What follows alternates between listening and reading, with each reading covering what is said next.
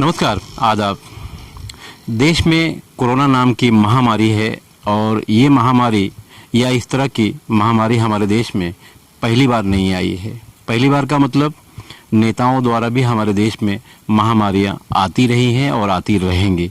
बहरहाल कोरोना के नाम की जो बीमारी है, ये जो महामारी है, इसमें पूरा देश परेशान है और कहीं वैक्सीन को लेकर, कहीं कोरोना टेस्टिंग को लेकर, कहीं हॉस्पिटल को लेकर, कभी ऑक्सीजन को लेकर, या कभी अपने घर के उस मरीज़ को लेकर जिसके हाथ में कोरोना का ठप्पा लगा दिया गया हो या हॉस्पिटल में एडमिट कर दिया गया हो। आखिर इसका रास्ता क्या है? क्योंकि मौतें बढ़ती जा रही हैं और जो भी मौतें हो रही हैं हमारे देश में सबको कोरोना से ही जोड़ा जा रहा है। तो कोरोना से बचने के लिए भी तो कुछ रास्ते हो सकते हैं। एलोपैथ के अलावा आयुर्वेद भी है हमारे यहाँ, होम्योपैथ भी है। तो इस तरह के आयुर्वेद की तरफ अगर झुकाव होता है, जैसा कि इस वक्त हमारे साथ में अरमान साहब हैं और आयुर्वेद से जुड़े हुए हैं भिवंडी शहर में। भिवंडी शहर में मालेगांव का काढ़ा पिछले लॉकडाउन में पूरी तरह से पूरी दुनिया में मशहूर हुआ और उसी काढ़े से और अपनी तरफ से भी कुछ आयुर्वेद का मामला रखकर भिवंडी शहर के लोगों को ये आयुर्वेद से जो फ़ायदा मिलना चाहिए वो कोशिश हो रही है। अरमान साहब, पूरी दुनिया परेशान है कोरोना को लेकर। किसी को कुछ दिखाई नहीं दे रहा है क्योंकि मौतें हो रही हैं, इसलिए लोग परेशान हैं। ऐसे में आयुर्वेद का जो रोल है क्या? सबसे पहले तो ये समझना चाहिए कि हमारे भारत में प्रथम दर्जा है आयुर्वेद का और हमेशा से रहा है, तो इस पे तवज्जो देने की ज़रूरत है। फ़खर आलम खान साहब, मैं आपसे कहना चाहूँगा कि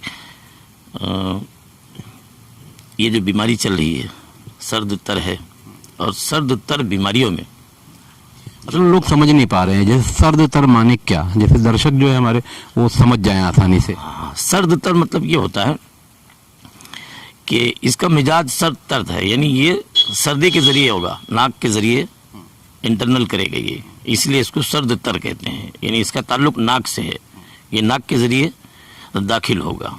और आयुर्वेद में जैसे कि उस्त खुद्दूस है, ये बहुत अहम है इसके लिए। उस्त खुद्दूस बहुत सी जड़ी बूटियाँ हैं, आमतौर से हम लोग 12 जड़ी बूटी डालकर काढ़ा बनाए हैं। आपने पहले भी इससे पहले बनाया ही है वीडियो, उसमें हमने बताया दवाएं अगर ली जाएं जो बनाया गया है जड़ी बूटियों से, 12 जड़ी बूटियों से जो हम लोगों ने बनाया है और भी लोगों ने बनाया है। मालेगांव के माहिरीन ने, जो डॉक्टर अबुल इरफान अंसारी हैं, उन्होंने शुरुआत की, बल्कि उससे पहले आयुष वालों ने शुरू किया था, तो लोग ज़्यादा तवज्जो दे नहीं पाए।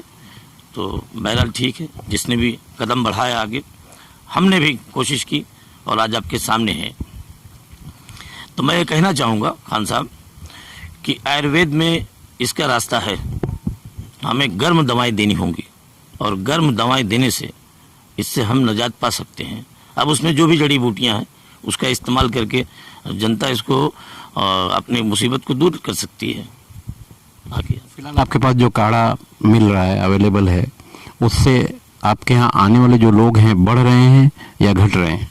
अभी समझ लीजिए 20-25 दिनों से, अभी जो है नया मामला चला है, 20-25 दिनों से बहुत ज़्यादा मतलब अब आ रहे हैं लोग लेने के लिए। इस्तेमाल बहुत तबीयत से हो रहा है, यानी समझ के चलिए। एलोपैथ से लोग परेशान होकर अब आयुर्वेद की तरफ आ रहे हैं। जी, अब आ रहे हैं। आपके पास ऐसी कुछ दवाइयाँ हैं जो इंसानियत के फ़ायदे के लिए हों आयुर्वेद से, तो वो बताइए और दर्शकों से भी बताइए कि उसको इस्तेमाल कैसे करना चाहिए। ये आपने सवाल बड़ा अच्छा किया।